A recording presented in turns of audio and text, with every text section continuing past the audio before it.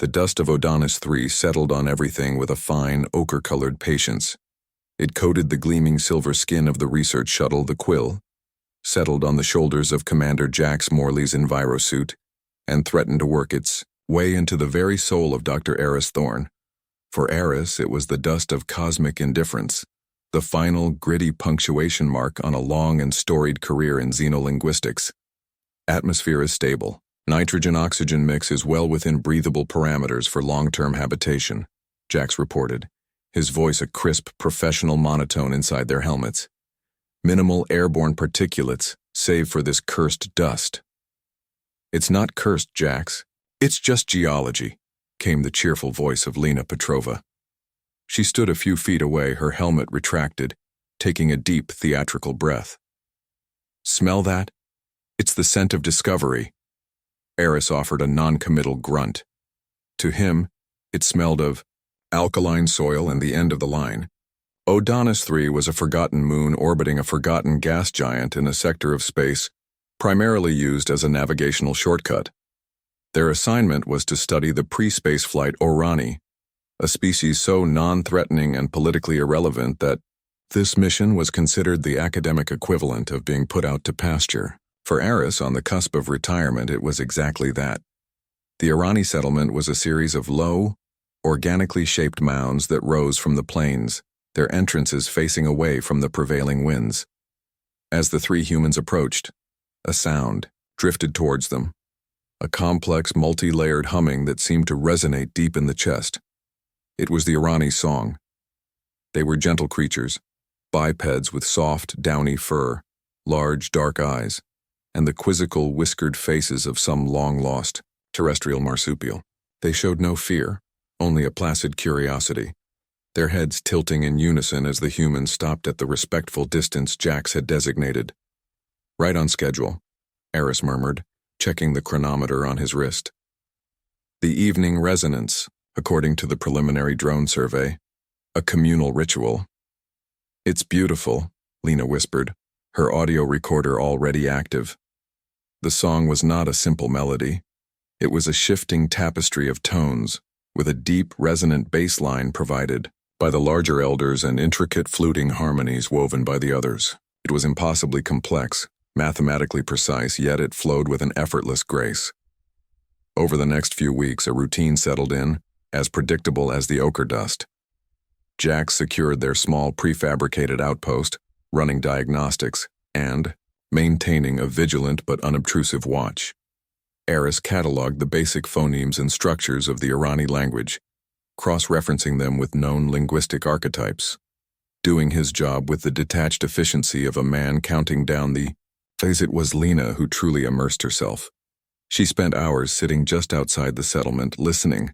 She learned to identify individual voices in the choir, mapping their social interactions through subtle shifts in pitch and harmony. She saw that the songs were everything, their history, their social structure, their daily news. I think you're underestimating them, Aris, she said one evening, presenting him with a holographic display showing overlapping waveforms. You've classified this sequence as a traditional greeting, but it's not. It changes every time. The core structure is there, but the modulations are different. They're encoding new information. Yesterday's sequence included a tonal reference to the dust storm on the eastern ridge. Aris peered at her data, a flicker of professional interest cutting through his ennui. The syntax is adaptive? That's unusual for a level 0 civilization. I think their entire language is adaptive, Lena pressed, her eyes alight with passion. They aren't just singing songs, Aris. They're having conversations.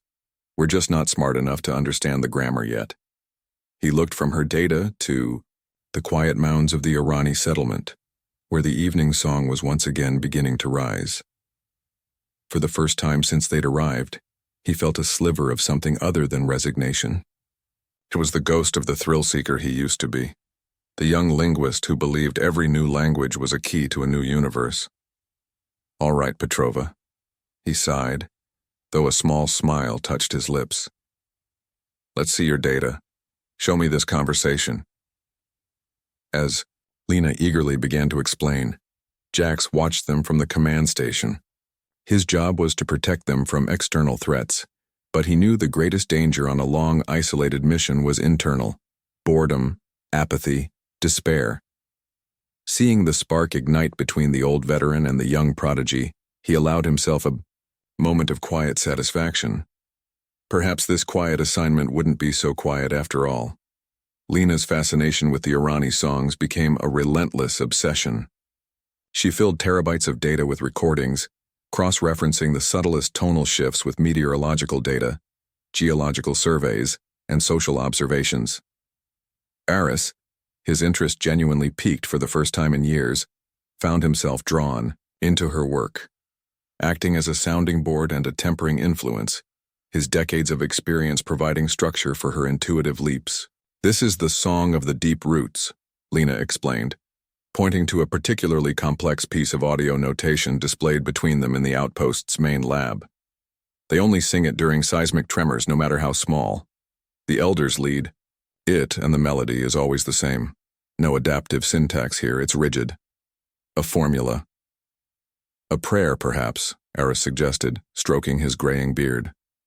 "A plea to a deity to stop the ground from shaking, common in pre-technical societies." "That's what I thought too," Lena said, her fingers dancing across her console. She pulled up another data set, this one from the outpost's deep ground sonar, which Jax had been using to map the Orani's extensive burrow networks. "But look at this." I isolated the primary frequencies of the song and overlaid them with the sonar returns from during the last tremor.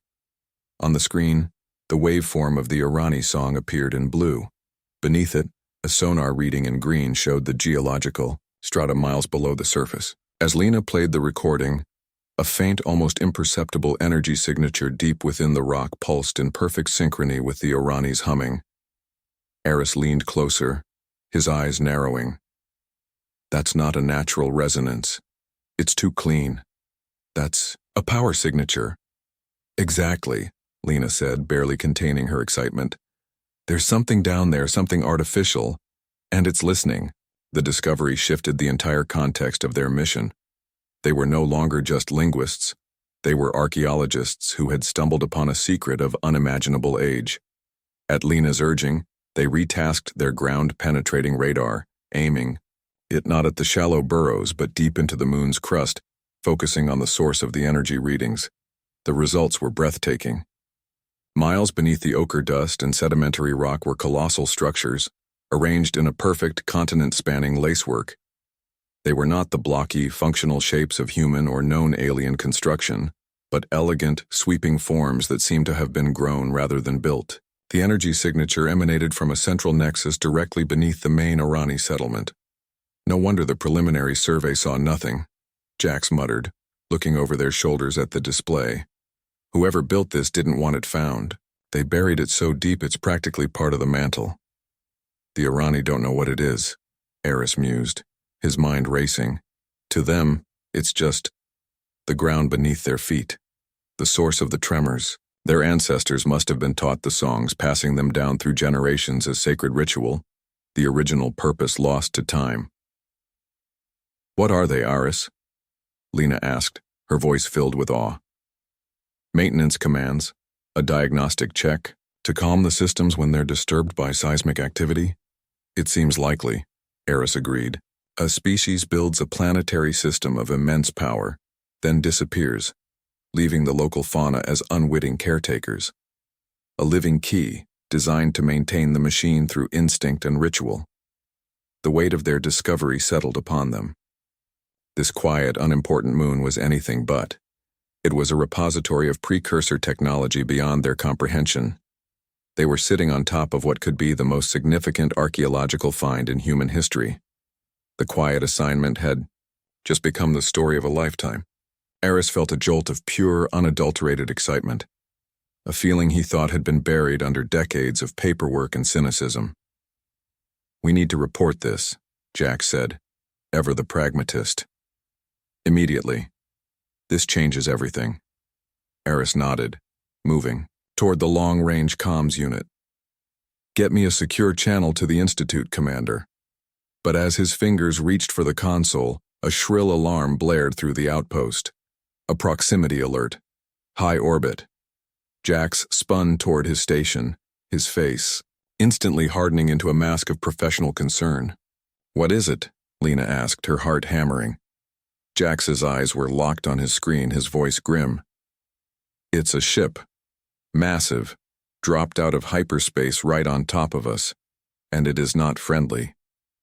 The ship that hung in the sky of Odonis 3 was the antithesis of the elegant structures buried beneath the ground. It was a brutalist horror of dark metal and sharp angles, a flying fortress designed for intimidation and destruction. Its hull was scarred and pitted, bearing the marks of industrial use, not glorious battle. On the main view screen, Jax zoomed in on the insignia emblazoned on its prow, the coiled, three-jawed serpent of the Val'Kosh Empire. "Val'Kosh," Jax breathed, a string of curses following under his breath. "It's a Worldbreaker-class mining cruiser." Aris felt a chill that had nothing to do with the outpost's climate control. The Val'Kosh were not explorers or diplomats. They were interstellar locusts, a heavily armored reptilian race whose entire empire was built on strip mining worlds, enslaving or exterminating any indigenous populations that got in their way.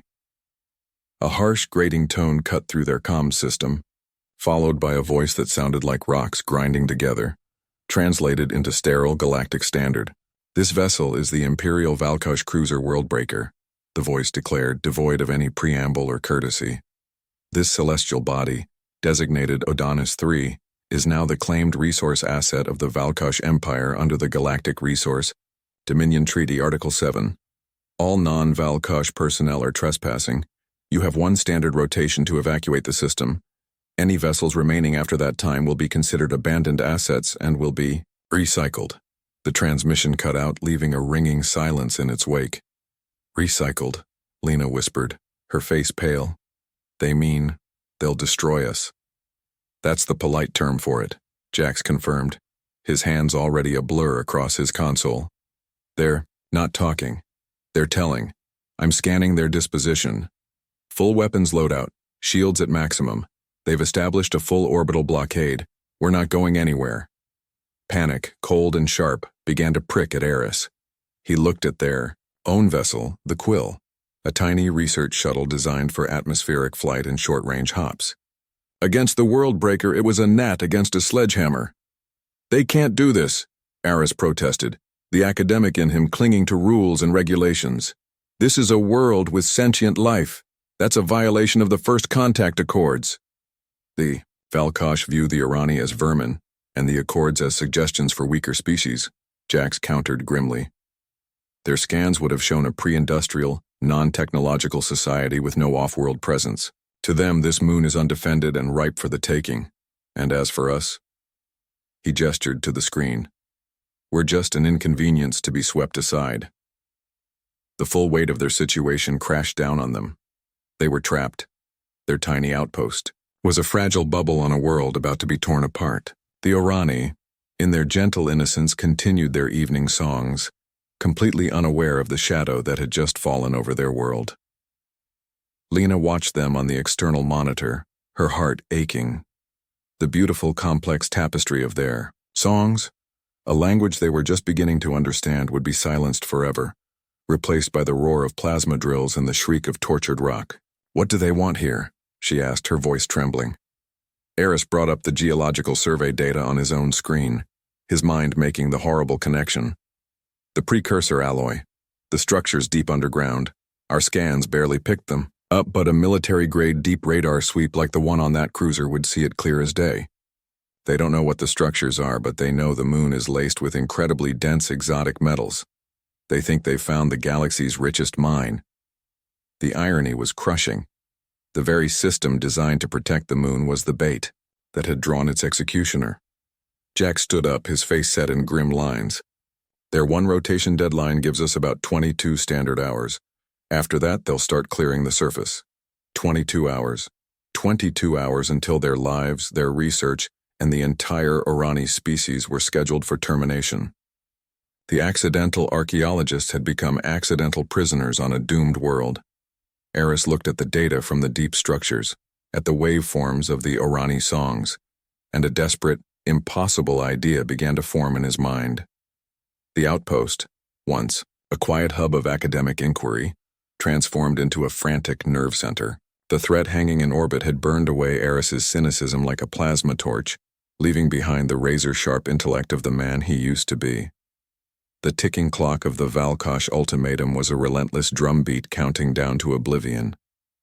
"They're not just songs," Aris muttered, pacing in front of the main holographic display. It showed a 3D map of the buried precursor structures, overlaid with Lena's complex linguistic charts. They can't be.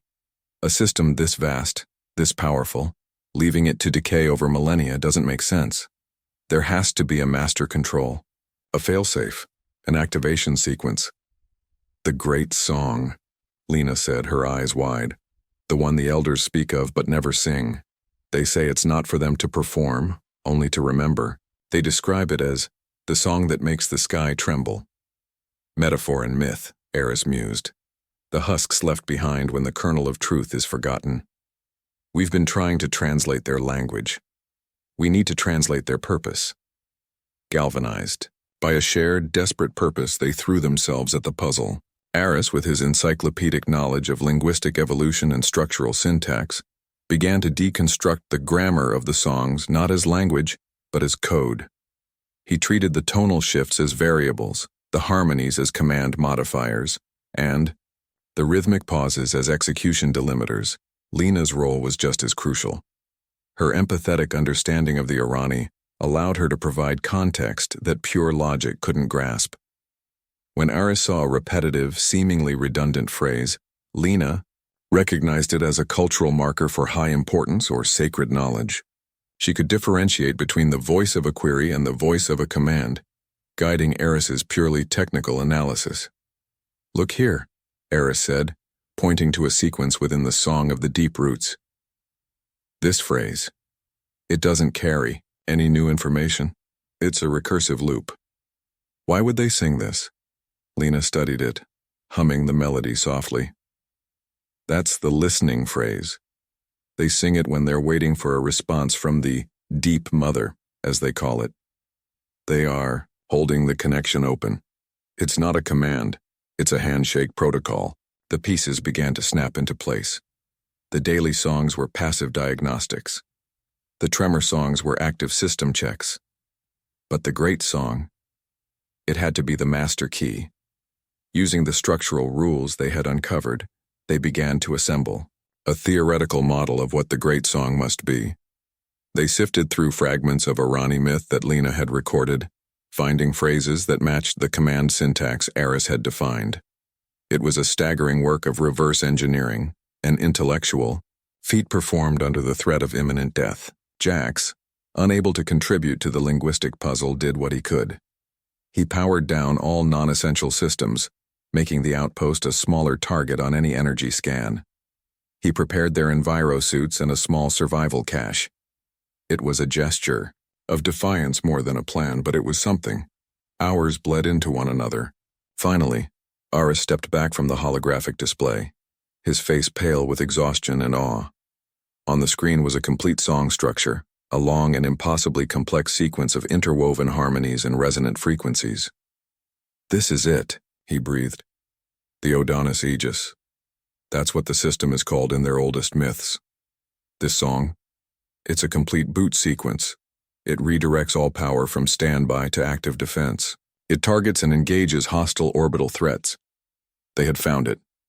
They had translated the key to a planetary defense system of unimaginable power. They had a weapon that could save the moon.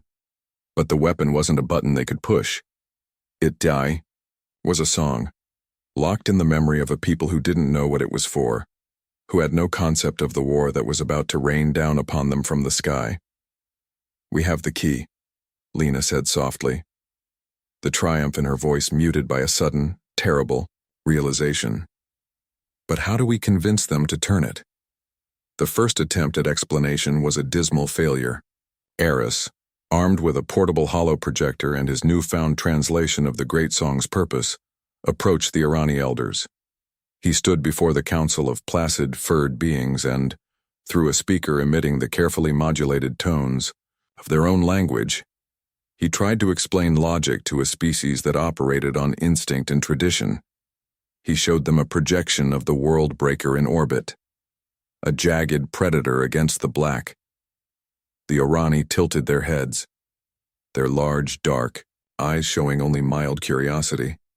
The concept of space was as foreign to them as the concept of silence. He tried to explain the Val'Kosh. He projected an image of the heavily armored reptilians. The Orani emitted a low hum of disinterest. They were not a threat. They were not here. The angry star in the sky, Aris transmitted, using the most simplistic terms he could devise, will rain fire upon the land. It will break the homes. It will silence the songs. The lead elder responded with a soft, questioning melody that Lena, monitoring from the outpost, translated instantly.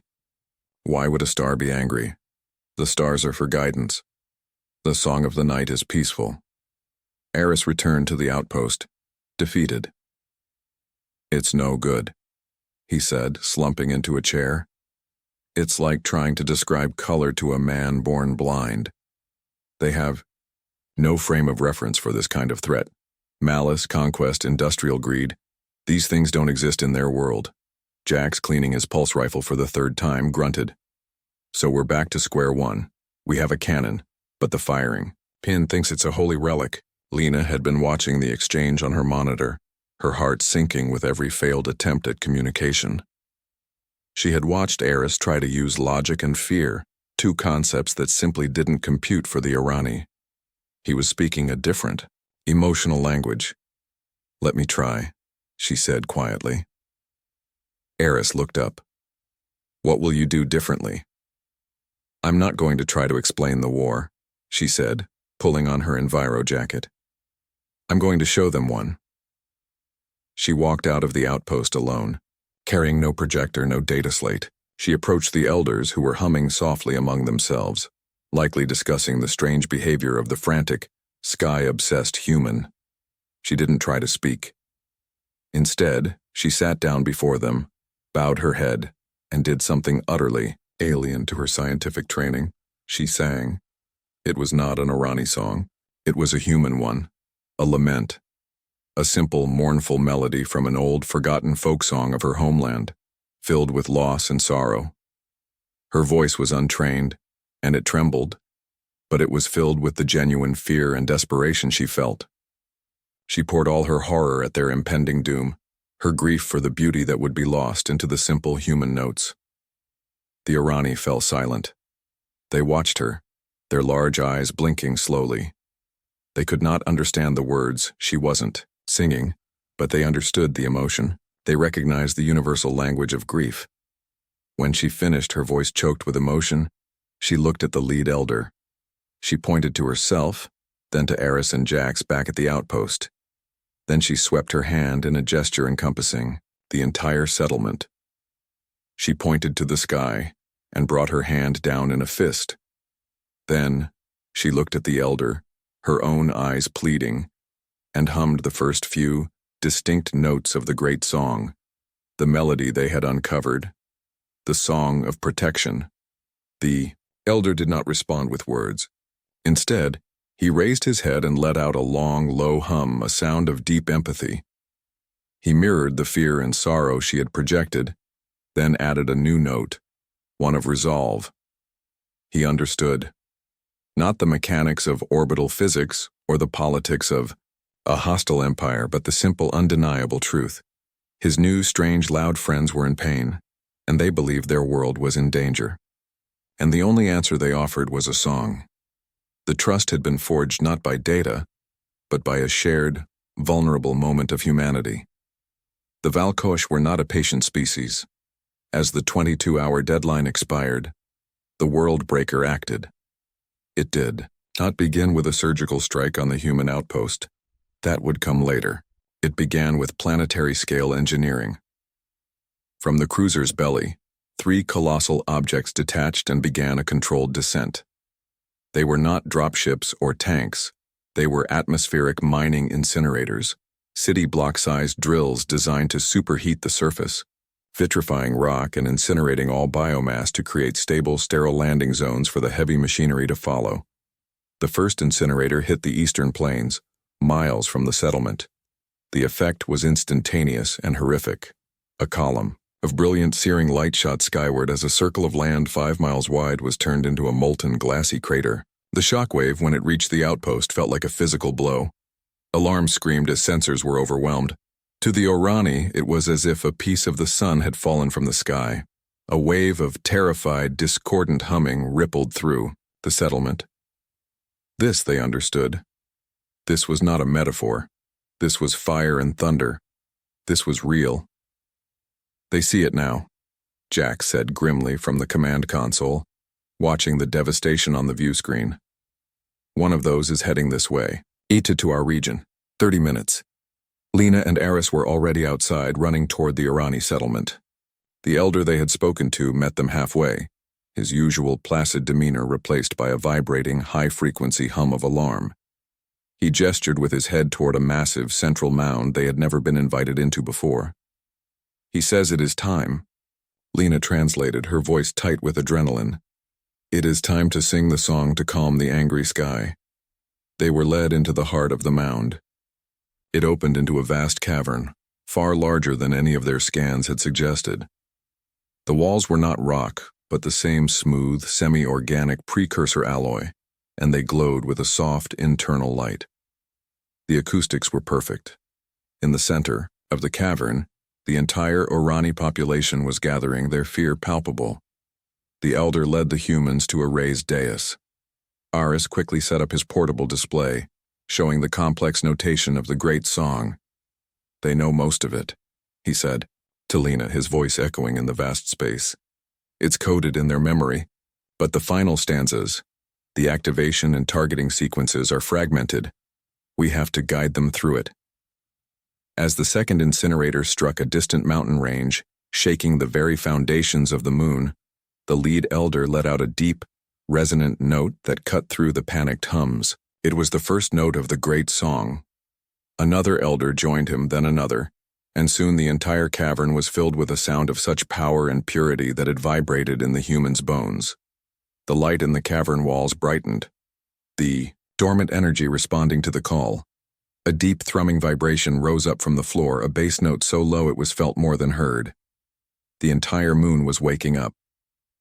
"The Aegis is powering up," Jax's voice yelled over their comms. "I'm reading. Massive energy spikes from the nexus points all over the planet.